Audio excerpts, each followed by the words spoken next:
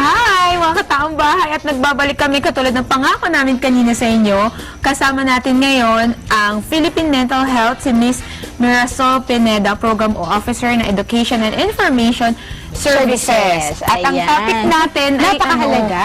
Excited tayong pag-usapan, mga Correct. kababaihan, dahil ito ay tungkol sa atin. Pangangalaga sa kalusugang pangkaisipan ng kababaihan. Women's Lalo yan? mental Yes. health. Yun. May ganun pala. So, bukod sa panglabas na kaanyuan, na dapat laging superficially, tayo ay magaganda kahit na... Tayo dapat ready, Oo, prepared. presentable lagi. Kailangan yung atin ring pang kaisipan na health Yun. or kalusugan. Napapangalagaan. Yes. Ayan. At yun ang ibabahagi sa atin ng Miss ating guest. Mirasol. Miss Mirasol. Yes. Oo, take it away, the first question. Yan. Eto, una nating katanungan. Meron ba talagang pagkakaiba yung pag-iisip between yung mga kalalakihan at mga kababaihan? Okay. Generally, wala namang sinasabi na babae lang ang naapektuhan pag may mental health issues, no? Pareho, babae at lalaki naapektuhan kapag may mga concerns about mental health o kaya naman kahit sa feelings or emotions natin.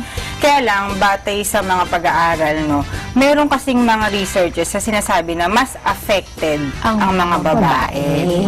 May mga specific na mga, sabihin na natin conditions, na talaga masasabi natin mas mataas sa mga babae. Anong mga conditions yun? Yung mga normal na conditions na mas mataas yung na naapektuhan yung Mas mga babae? evidence sa mga babae. Yes, oo. Meron kasi yung halimbawa yung depression, anxiety. Kasi nga, halimbawa tayo, kasi tayo mga babae, tayo lang yung magkaroon ng manganak. Kapag nanganganak tayo, naapektuhan yung mood. So, kumbaga, parang mas prone tayo dahil may mga pagbabago sa ating pangangatawan na talagang nature na natin. Oo, tinatawag ang postpartum Yes. depression. At saka natural talaga sa ating mga babae, Mami Claire, na subjective. We base our decision on Sa our emotions. Totoo yan. Diba? Mas objective daw mag-isip, siyempre mag-isip yung mga, Mga lalaki. Totoo kaya yun? Totoo ba yun? May mga ganong mga description kasi talagang emotionally driven ng mga babae by nature. Kaya lang, syempre, tinuturuan natin para nang sa gayon, kapag nagdesisyon tayo, hindi naman puro laging feelings lang. Yes. Kumbaga, parang right decision tayo mag-a-arrive kapag gano'n. Oo, tama naman yun. Ang mga babae ba mas nakaka-experience ng yun nga, ng depression bukod sa dahil nanganak ka? Halimbawa, hindi ka pa nanganganak or mga dalaga, talaga bang mas prone to mental depression. health? Yes, kasi bukod din sa biological changes, halimbawa tayo din yung mas biktima ng social violence, rape, diba, sexual abuse, kahit yung discrimination pagdating sa halimbawa sa isang grupo. Dahil sabihin... Equality parang naman. Inequality kapag ganyan. Kaya talagang mas masasabi natin na tayo yung mas affected pagdating sa ganitong mga klase ng bagay. So, ito ba yung mga factors na nakaka-affect talaga doon sa mental health? Yes, ng mga biological, yung sa pangangatawan, tsaka sociological o yung environmental changes natin. Di, tsaka kasing mga babae, like for example, humarap ka sa mirror, kahit ang payat mo, ang tingin mo, sobrang, diba? Oo, Ano nasa ba yun? pag-iisip talaga. Bakit nga ba gano'n? Is it imagination lang ba yun talaga? O it is, innate talaga sa mga kababae? Kasi tayong mga babae, by nature, talagang lagi tayong conscious kung ano yung magiging projection natin sa iba. Actually, meron nga ring mga pagkakataon, talagang sobrang conscious tayo. Kapag halimbawa medyo parang lumalaki yung bilbil, parang iba na agad yung pakiramdam mo. So, kumbaga, parang yung frustration kasi, parang sabihin na natin between the two, men and women, mas meron tayong low frustration tolerance pagdating sa ganoon. Dahil nga, yun nga, masyado tayong affected, masyado tayong emotional. Yes, siguro yun yung dahilan kung bakit mas warrior ang babae. Correct. Napapansin ko kasi pag mga lalaki may problema, okay, let's find the solution. At saka iba, Diba? Iba yung way nila ng pag-address ng mga Tahimik, problema. tapos hanap ng solusyon. Pag babae, we need to talk it out, tapos magdadaldal. Actually, no, tama yan kasi yung mga babae tayo, mas madalas tayong nag-verbalize. Kaya mas marami ring mga records na talagang nagsasabi na tayo mga babae, mas affected tayo. Unlike sa mga lalaki kasi, mas madalas nakikimkim nila o kaya naman parang they solve it on their own. Unlike tayo sa mga babae, magkaroon lang tayo about tayong group of friends.